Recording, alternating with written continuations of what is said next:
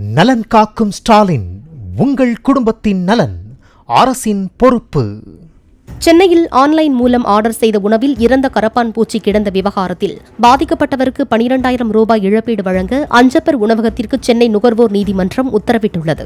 தூத்துக்குடி மாவட்டம் கோவில்பட்டியைச் சேர்ந்த அபிநயா முத்து என்பவர் 2024ஆம் ஆண்டில் செயலி மூலம் நுங்கம்பாக்கம் அஞ்சப்பர் உணவக கிளையில் மீல்ஸ் ஆர்டர் செய்துள்ளார்.